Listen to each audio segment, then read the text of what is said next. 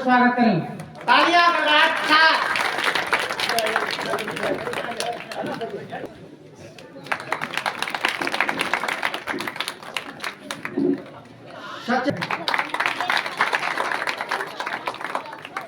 Stage संचालक हरिशंकर साहब जी का माल पर स्वागत करें।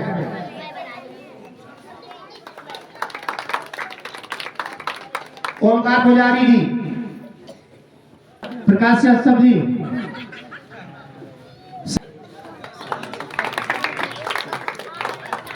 वीरपाल पूर्व बीटीसी सदस्य, वीरपाल साहब जी बीटीसी सदस्य हैं। डॉक्टर राकेश कुमार साहब कश्यप, पुष्पान तुम आ जाओ।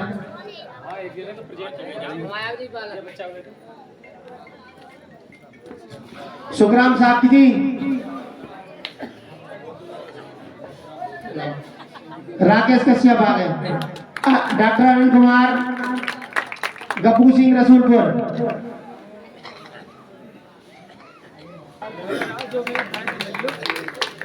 वेदपाल साहब जी, दीप सिंह साहब। स्वागत कार्यक्रम यहीं पे समाप्त होता है और माननीय विधायक जी से कहेंगे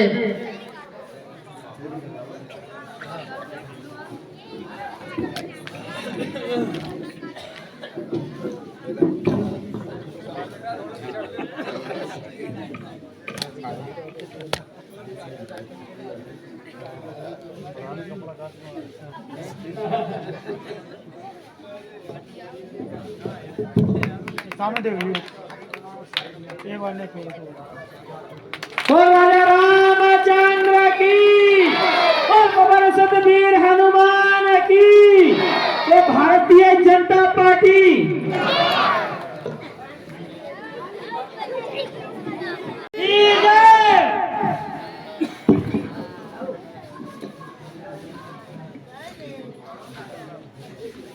बच्चों, सबसे कम आवाज तुम्हारी दिख रही, सब लोग यही तो करे। अब की आवाज जो है तुम्हारी सबसे ज्यादा आनी चाहिए, ठीक है बालको? ठीक है, जोर से आवाज लगाइए। बोलो भारत माता की शाबाश, भारत माता की हमारे इन बच्चों की, प्रभु रामचंद्र भगवान की। आज अपने प्यारे गांव कदारा में रामलीला के शुभारंभ के शुभ अवसर पर हमारे साथ आए हमारे सम्मानीय अध्यक्ष भाई धीरेन्द्र सिंह जी, हमारे ब्लॉक प्रमुख पति भाई अनेकपाल पटेल जी, हमारे आदेश शर्मा जी, हमारे सभी सम्मानित पदाधिकारीगण और इस रामलीला कमेटी के सम्मानीय अध्यक्ष ओम प्रकाश साक्य जी, इसके कोषाध्यक्ष भाई रामचंद्र सागर जी, इसके सचिव तेज कुमार साक्य जी और यहाँ के प्रबंधक भाई हरिनंदन साक्य जी, नरेश साक्य जी और हमारे पूरी कमेटी के सभी सम्मानित पदाधिकारी कश्यप जी भी और इस गांव के लोकप्रिय प्रधान, जिनके मन में ये भाव है ये मेरे गांव कैसे चमके, मेरे गांव की उन्नति कैसे हो, ये हर समय महेश गुप्ता को तिक तिक करते रहते हैं। ऐसे अच्छे प्रधान जी हमारे अशोक कुमार शर्मा जी, जिनमें देशभक्ति का भाव, ऐसा भाव जो फौज में अपनी सेवा करके आए, तो फौज का व्यक्ति अनुशासित होता है। तो ऐसे हमारे प्रधान जी, सभी सम्मानित भाइयों, प्यारे बच्चों,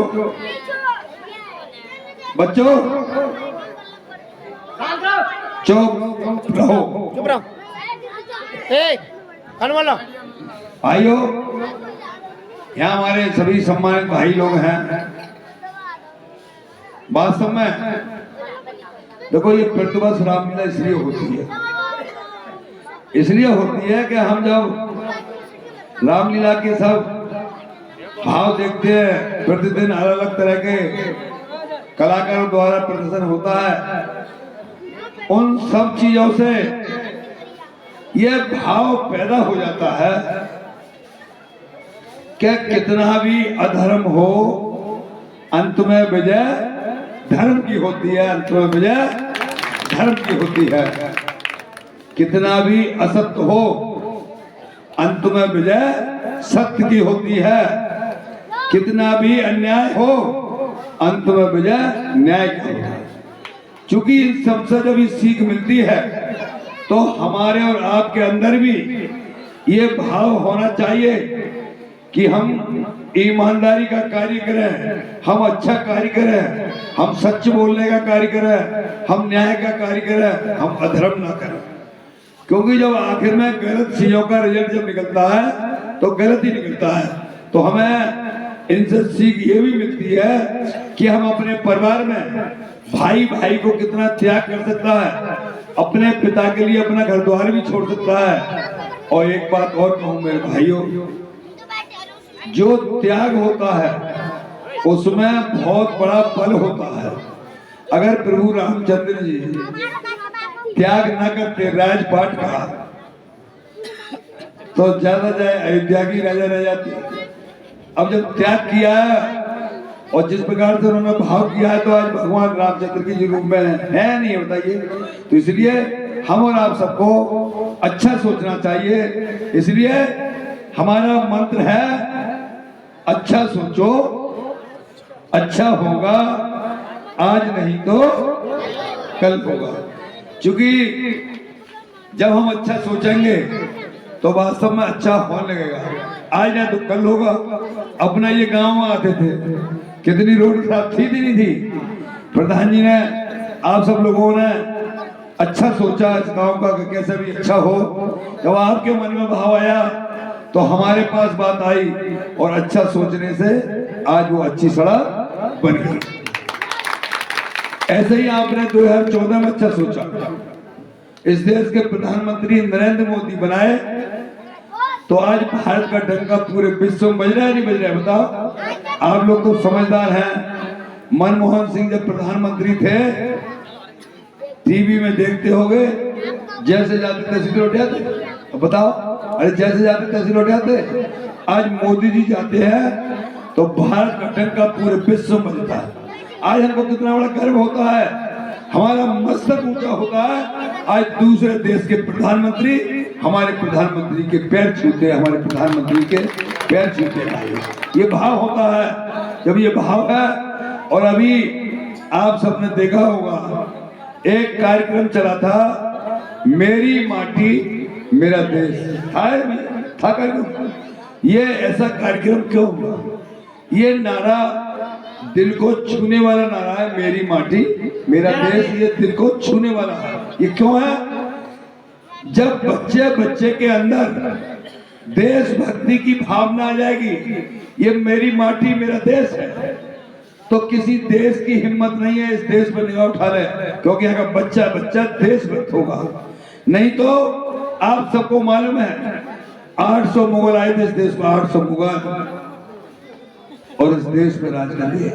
जो सलाउद्दीन, निहालुद्दीन, फखरे आलम, ये सब जो है ना, इन सब के पूर्वज कौन थे मालूम है? अरे सब अपने ही तो थे। अरे थे नहीं थे, बताइए। तो ये 800 मुगल करके 5-6 अंग्रेज इस देश में शासन कर गए। क्यों?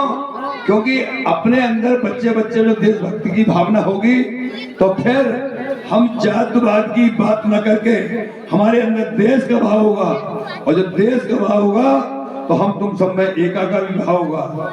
अभी इजराइल से युद्ध हो रहा है, सुना है? भाई हाथ उठा के बताओ कितने लोग जानते हैं जो इजराइल से युद्ध हो रहा है? हाथ उठा के बताओ जो जानते हो। बहुत कम लोग जानते हैं। अब आप बताइए कितना बड़ा युद्ध हो रहा है, और अपने भितारा जैसे गांव में मुश्किल से 40-50 लोग जानते हैं। कितना बड़ा गांव है। अरे इजराइल वो देश है जिसकी कुल आबादी 1 करोड़ से कम है। कितनी? 1 करोड़ से कम है। हमारे उत्तर प्रदेश की 25 करोड़ है। तो इजराइल कितना बड़ा देश होगा? छोटा सा देश है। हो गया नहीं हो गया? और वो करोड़ों लोगों से लड़ रहा है, करोड़ों लोगों से लड़ रहा है। अकेला देश करोड़ों लोगों से लड़ रहा है। और सब पे भारी पड़ रहा है। क्यों कि इजराइल के अंदर बच्चा बच्चा एक है, उसके मन में भाव हमारा इजराइल है, हमारी देशभक्ति है। बहुत जातिवाद ना है। घर गया गाँव में कान में कहते ही कच्छ तो बाई की सही मान ले तो रही सेवा। तो कितने वोट पड़ गए यहाँ पे? 1 से 40 वोट पड़े। अरे पड़े ना पड़े, हर में बताओ।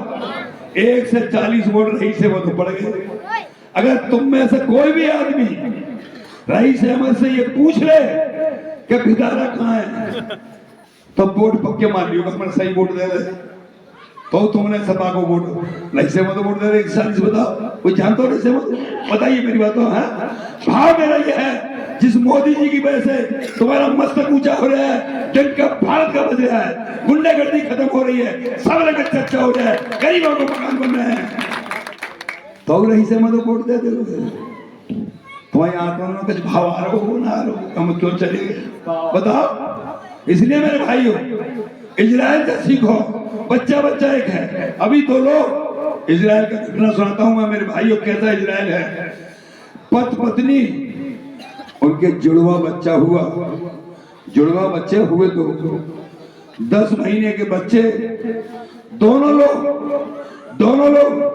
बच्चों को छोड़ के लड़ने चले गए और दोनों ही खत्म हो गए, शहीद हो गए। बाकी सरकार कहती है हमारे देश में ऐसे लोग हैं, ऐसे देशभक्त लोग हैं, कोई भी हमारे इजराइल का कुछ नहीं बिगाड़ सकता, कुछ नहीं बिगाड़ सकता। मेरे भाई, ये भाव होना चाहिए। मैं आप सबसे भी कहता हूँ, भविष्य में जब तुमको लगता है हमारे मोदी जी की वजह से देश का डंका बज रहा है, हमारे योगी जी की वजह से प्रदेश में डंका बज रहा है, गुंडागर्दी खत्म, तो दाएं बाएं वोट मत दो।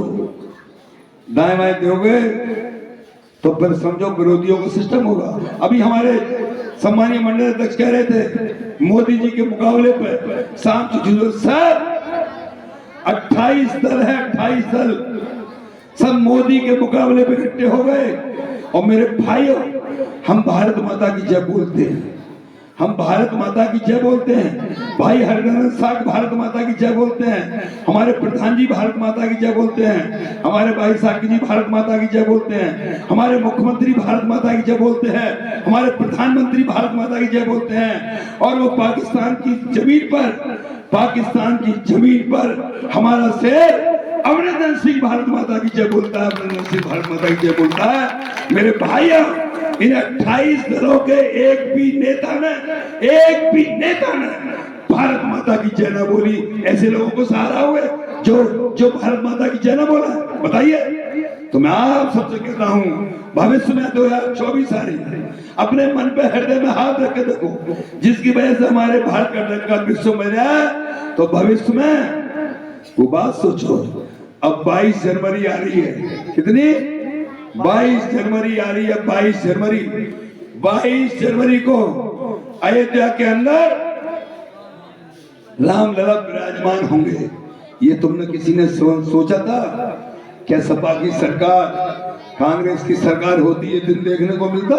बताइए, नहीं मिलता। सपा की सरकार में पत्थर तराशने बंद करवा दिए थे, पत्थर तराशने, गोलियां चलवा दी थी। तो आज 22 जनवरी को बहुत बड़ी हमारी प्राण प्रतिष्ठा कार्यक्रम होगा। हर पूरे देश के अंदर मंदिरों में जश्न होंगे, गांव जश्न मनेगा। मैं आपसे ये कहना चाहता हूँ भाइयों, भविष्य में वो काम करो जिससे हमारे देश का है, तो हमारे समाज का है। लोग कहते हैं हम महाराणा प्रताप के खानदानी हैं, हम उनके खानदानी हैं जिन्होंने देश के साथ गद्दारी करी, चाहे जयचंद हो चाहे और भी हो। कोई कहता है हम उनके खानदानी हैं? कोई नहीं कहता। क्यों नहीं कहता? कि उन्होंने देश के साथ गद्दारी की है। इसलिए मेरे भाइयों, हम और आप सब अच्छा सोचेंगे तो अच्छा होगा। 2024 में फिर अच्छा सोचो, मोदी जी को प्रधानमंत्री बनाएंगे। जय हिंद, जय भारत माता की जय, आप सबकी जय। गुप्ता जी।